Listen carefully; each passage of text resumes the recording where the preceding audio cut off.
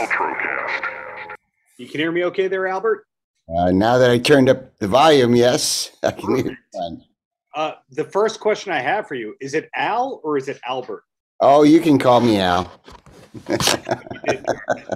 I had to say that. Are you dialing in from Long Island, or is Long Island a thing of the past for you? No. I still have I have my trailer, my car, and I have a little shed out there with all my gear, my drums and all that stuff. So, and I go out there every week, for a few days. But this is my Manhattan apartment. Somebody's got to live in Manhattan and live it up, and that is you. So we were first connected to talk about your latest album, which is a sequel, a long in the works sequel in a really good way. And it's great to see you being able to reunite with your old bandmates, per se. Did you know outright that you'd be working with Eric and Buck for this, or is it you were going to do the album anyway? I didn't know for sure if I was going to do the album because I didn't know if anybody, I've put out a lot of solo records, and also then I had the Brain Surgeons and the Blue Coupe, and Blue Coupe has done 3, the Brain Surgeons did like 7, and none of them have they break even. They always break even, because it costs money to do these things. So right. I thought, well, if this breaks even, then I'll consider, if it breaks even right away, I'm not going to even think about doing it until it breaks even. Well, it broke even before it even came out. Just in pre-sales, it broke even. And so once that happened, I said, oh, well, I'm definitely doing it, and I set right to doing it. Now, I've over the years, my relationship with the Blue Oyster Cult guys has gotten better and better. So when they did their last record, they asked me to do some stuff on one of the songs, and I did. And they wanted to pay me. I'm like, no. You'll get me back. You'll get me back, I promise. So when it came time to do this, they wanted to do it. They wanted to do something. So from the very beginning, as soon as I got the demos for all the songs together and I figured out what I was going to do, I put some mixes, some rough mixes up on the cloud, and I shared it with those guys and said, what do you want to do? Just let me know what you want to do. And, and Eric said, well, because I had said, do you want to sing a song? You want to sing ME 262, because that's a hard song to sing, brother. That's a challenge, that one right there. So, and he said, nope. I want to do something I have never done before. I said, well, how about doing the Howard Stern thing in When the War Comes, your cousin? And he's like, oh yeah, that'd be, I said, but you're going to say something different. You're not going to do it the same way. He goes, that's great. So that's how Eric got involved.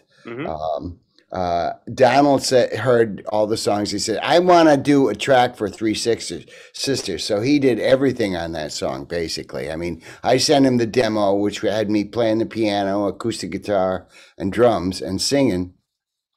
And he replaced everything, basically, except for the piano.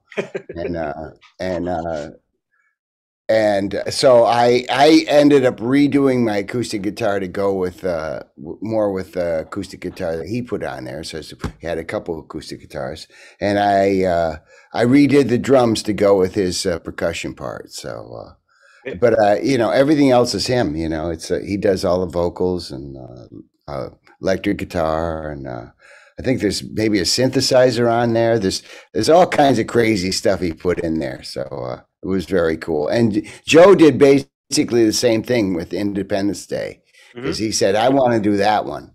They didn't want to do songs they'd played before. They wanted to do the new stuff. So and Richie was happy. He said, whatever you want me to do, just tell me. So I said, how about, I did a version of Seven Screaming Disbusters, and I said, how about you play a guitar lead on there? And he's like, yeah. So he killed that one too. It was awesome. You've said a lot in there, and a lot of people, if they described you and they didn't really do their reading per se, they would say, yeah, the drummer from Blue Oyster Cult. And they wouldn't realize, hey, that guy is a multi-instrumentalist who contributed to the songwriting, who played on albums by Mike Watt and members of the Plasmatics and different kind of things. You've had a very multifaceted career where if somebody just knew the Blue Oyster Cult hits, they would have no idea all the stuff you've done over the decades, which you're kind of hard to define. Like, is he a punk rock guy that had a couple of commercial hits in a hard rock band? I don't know. So how do you like to be thought of all these years later? I'm assuming it's not, hey, he was the drummer in Blue Oyster Cult. Yeah, no, that'd be okay if they thought that, because I think that that's probably my strength is that I have my own very distinctive style, and it's it works. It works with I know my good friend Charlie Martin, who used to play with the Bob Seger band. He would say, when I first saw you play, I thought you were a terrible drummer. He says, but you know what? It's all about the groove, man. You groove like nobody else.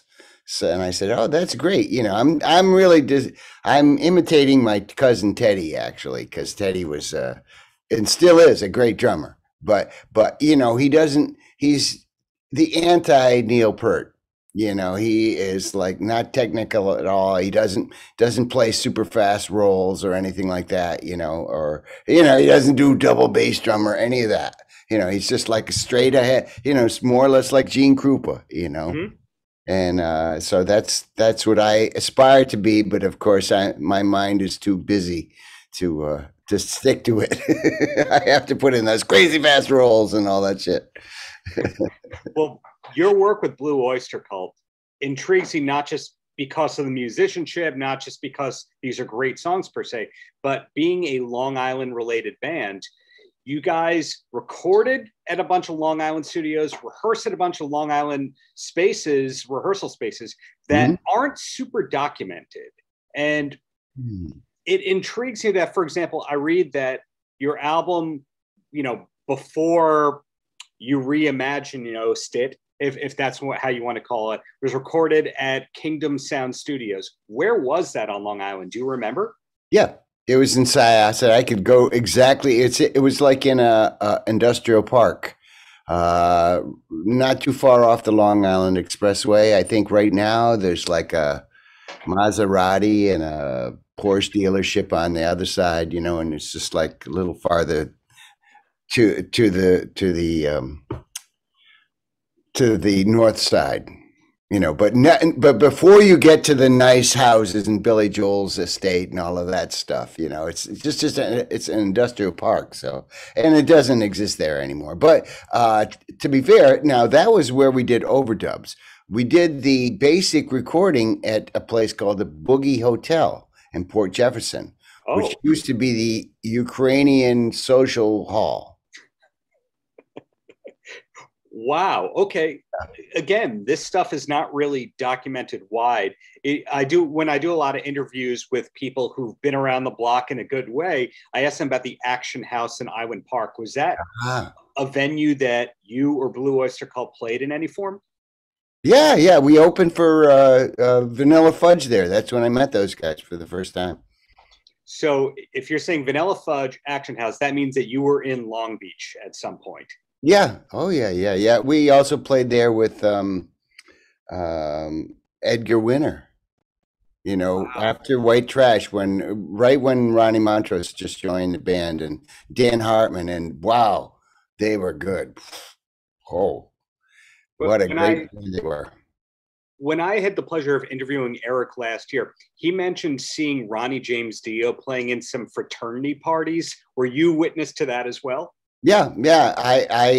Well, he went to school, close to Cortland. He went to not Ithaca College, Hobart College. So it's right up in there in the Finger Lakes. And but I had seen Ronnie Dio way before that. When he had Ronnie Dio and the Prophets, and they played in Watertown, New York. They played at the Armory there.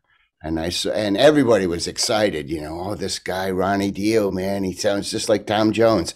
And he did, and he played the bass at the same time. It was a fantastic group. And then I saw them at the Lions, and I saw them through every iteration, when it was Ronnie and Dio and the Prophets, and then it was Ronnie Dio and the Electric Elves, and then it was Elf, and then it was Rainbow, and I saw him, and then eventually, we toured together with Black Sabbath.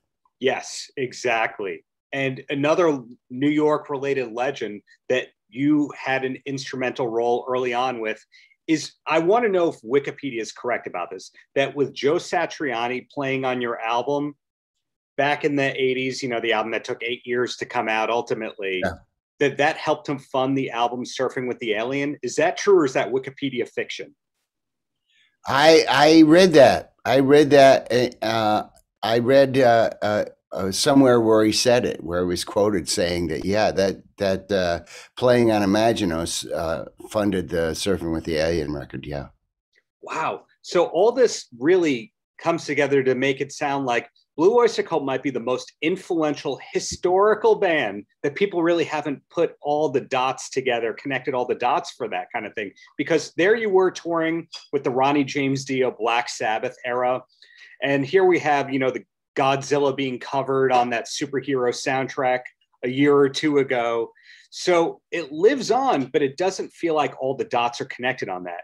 Now, who do you think is responsible for that poor legacy management, if you mind me saying that? Because huge band, the songs are still heard, but people, you can walk down the street and people don't bother you per se, the way other classic bands, they might. I think it started with Sandy Pearlman, and the thing is that not being super famous does not bother me at all. Good answer. I don't mind. I actually like that I can go shopping and, and I'm not really bothered by fans asking me for autographs or saying, oh, I saw you and blah, blah, blah.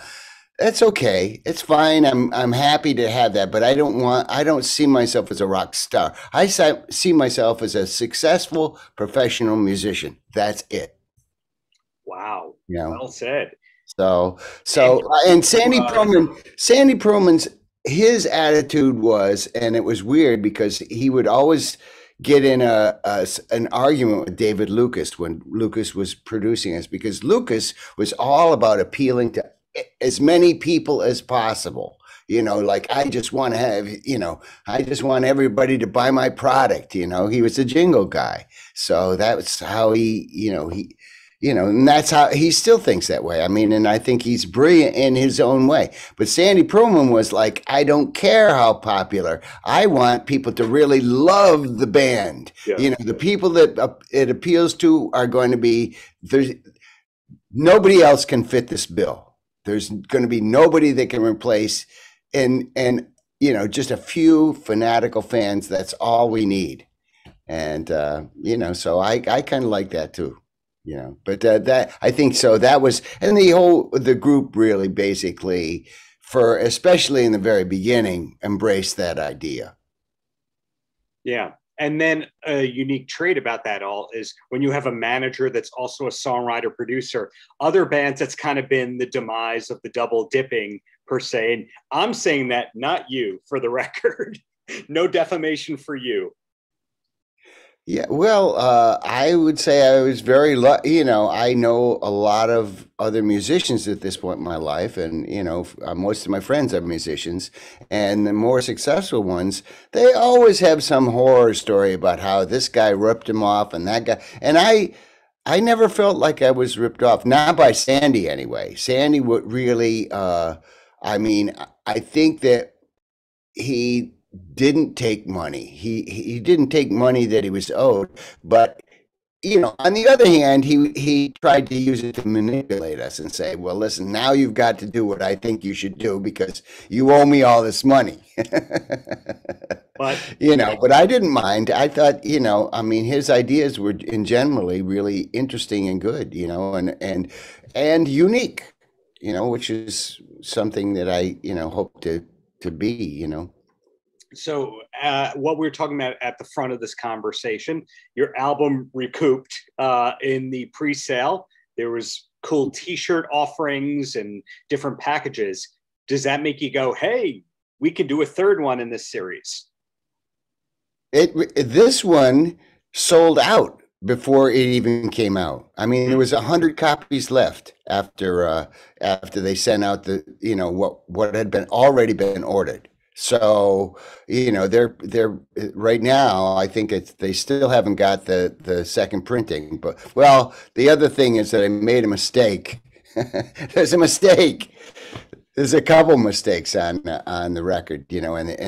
And the cover, the back cover is missing 2 songs, and on the CD it's missing 2 songs, and I think there's a typo in there. So we went through it again and like, okay, now it's going to be right this time. So I don't even know if they've started, but the turnaround is only about a week. So by next week they'll, there's people that are like, oh, I ordered it, but it says it's not going to be available till, November 10th, and that sounds about right. It's only a mistake when you tell people it's a mistake or you sell it. I think the Eddie Van Halen principle was, if you hit a wrong note, hit it twice as hard again, and people think, oh, he meant to do that. So yeah. When you hit a wrong note timidly, it's a mistake, and when you hit it hard, it's an interpretation. Exactly. One more Long Island question, if you don't mind. This came from somebody named Stingray. I don't think that's his legal name per se, but he is also intrigued by Long Island music history. And he said to ask if Blue Oyster Cult ever recorded an album in an abandoned factory or something else on the Baldwin Freeport borderline off of Sunrise Highway. It was the Baldwin Waterworks, and we didn't record it. We just practiced there. I think that I can't remember which tour, but we brought in our stage, and we did a lot of preparation there. We practiced there for about 3 weeks. But we didn't. I don't remember. I mean, who knows? Maybe George Duranius, our sound guy, has got some tapes of us practicing there. I mean, it's possible. He taped everything. So, wow. But we weren't making any kind of record there. We were just trying to get our live show together. Were you often practicing in the same rehearsal spaces as, say, Joan Jett and Stray Cats? No. Well, sister. I did practice with those. I did practice in a rehearsal place that saw a lot. Bon Jovi was there. Whitney Houston was always there. I got to know her a little bit, and it's just a lot of Blitzkrieg. Which was a speed metal group. I can't remember. Long Island. This was in New York City. Oh, New York City. Okay. We eventually started practicing at Bob C's lighting company because he had a big space there, and we would store our gear there. So there was a lot of stuff already there. It was easy. So I think we did. We practiced for the last 2 records that I did. Fire Run on Origin and Cultosaurus Erectus. We practiced at Bob C's. What would you call it? His warehouse or his factory? His factory is C Factor is actually what it was. The place was called. Cool. Well, yeah. I have one more question for you, and then a random topic, if you've got the time. Do you? Sure. The last question I have: what should we be watching on TV, or do you have a recommendation for a film or a TV show these days? Well, I've been watching Ted Lasso. I think that's a riot. It's great. They did a very nice job. But it's something. Well, and I watched Squid Game, and that was like watching a accident. You couldn't turn. I didn't like it, but I couldn't stop watching it.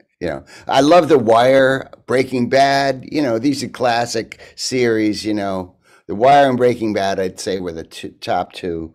But there's lots of them. Lots of great. I saw the German series Dark, DARK. Yeah. Watch it with the subtitles. It's better that way.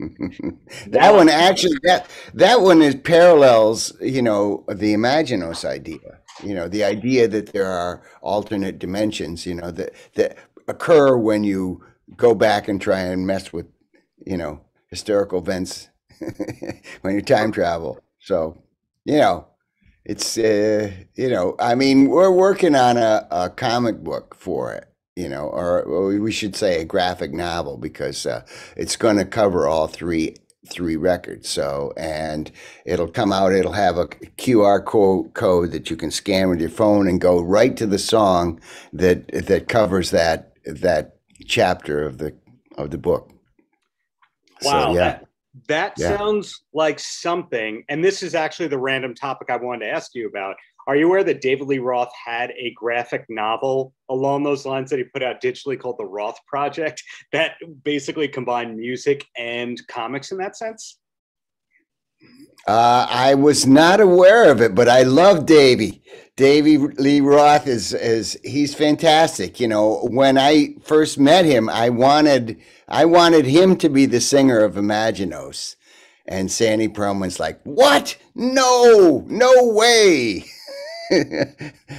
Wow. That would have been a joke. Did that actually get offered to him, or did you ever relay that idea to him?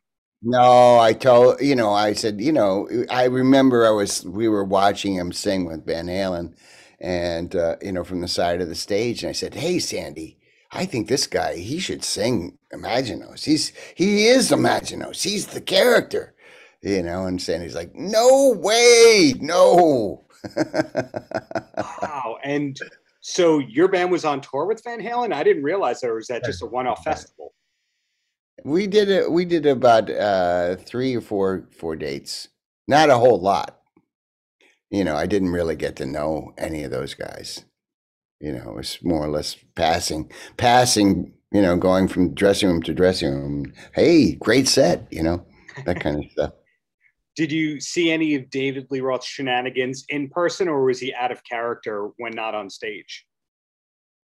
Oh, no, he was out of character. He was not, he didn't seem like he was pulling shenanigans. You know, he seemed like a regular guy.